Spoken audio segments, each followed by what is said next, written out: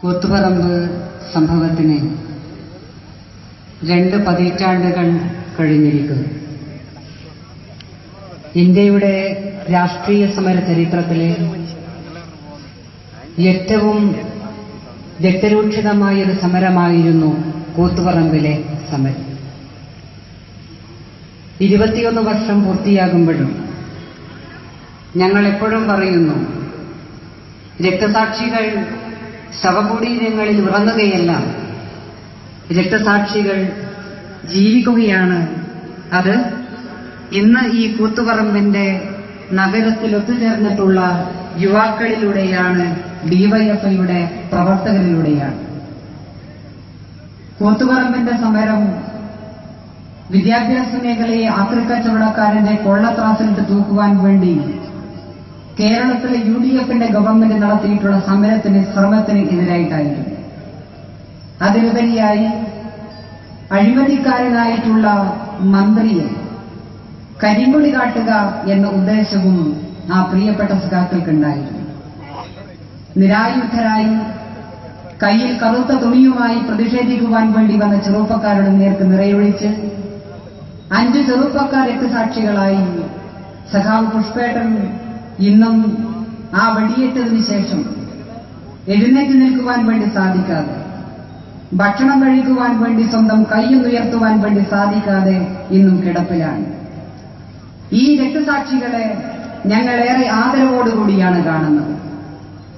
നേരത്തെ നമ്മുടെ നേതാക്കൾ ഇവിടെ സൂചിപ്പിച്ചു, കാസർഗോഡ് നിന്ന് തിരുവനന്തപുരത്തേക്ക് പെരുങ്കാടനായ വെള്ളാപ്പള്ളി നടേശൻ ഒരു മുന്നേറ്റ യാത്ര നടത്തിക്കൊണ്ടിരിക്കുകയാണ്.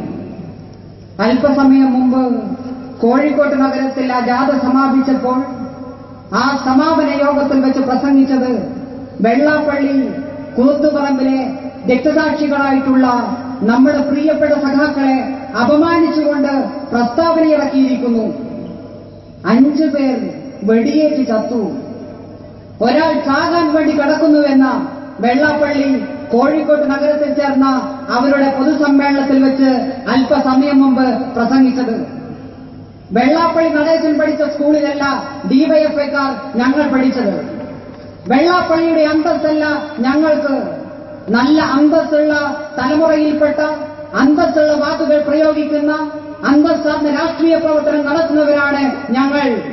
നിങ്ങളുടെ സമത്വ മുന്നേറ്റ യാത്ര ആരും ശ്രദ്ധിക്കുന്നില്ല, ഒരു മാധ്യമങ്ങളും നിങ്ങളെ തിരിഞ്ഞു നോക്കുന്നില്ല എന്ന് വന്നപ്പോ എന്ത് വൃത്തികേടും മൈക്ക് കെട്ടിയിട്ട് രക്തസാക്ഷികളെ പോലും അപമാനിക്കുന്ന പ്രസ്താവനകൾ ഇറക്കുവാൻ വേണ്ടി മുന്നോട്ടേക്ക് വന്നാൽ നിങ്ങൾ ധരിക്കുക, അതിൽ പ്രതിഷേധിച്ച് ഡിവൈഎഫ്ഐയുടെ പ്രവർത്തകർ കോഴിക്കോട്ട് നിന്നും നാളെ നിങ്ങളുടെ മുന്നേറ്റ യാത്ര നടത്തുമ്പോ അതിന്റെ മുമ്പിൽ തടയുവാൻ വേണ്ടി വരും. അതോടുകൂടി ഈ കേരളത്തിലെ ഈഴകന്മാരെല്ലാം ഞങ്ങളോടൊപ്പമായിരിക്കുമെന്നായിരിക്കുമല്ലോ വെള്ളാപ്പള്ളി ധരിക്കുക. പക്ഷേ വെള്ളാപ്പള്ളി ഒന്നോർത്താൽ മതി, ഓടയിലൂടെ ഒഴുകുന്ന കക്കൂസ് മാലിന്യം തടയുവാൻ വേണ്ടി കേരളത്തിലെ ഡിവൈഎഫ്ഐ മുന്നോട്ടേക്ക് വരില്ല. നിങ്ങൾ ജാഥ നടത്തിക്കോ, അത് തിരുവനന്തപുരത്തേക്ക് പോയിക്കോ. ഇപ്പൊ നടത്തിയിട്ടുള്ള എല്ലാ പ്രസ്താവനകളും നിങ്ങൾ പിൻവലിച്ചേ പറ്റൂ.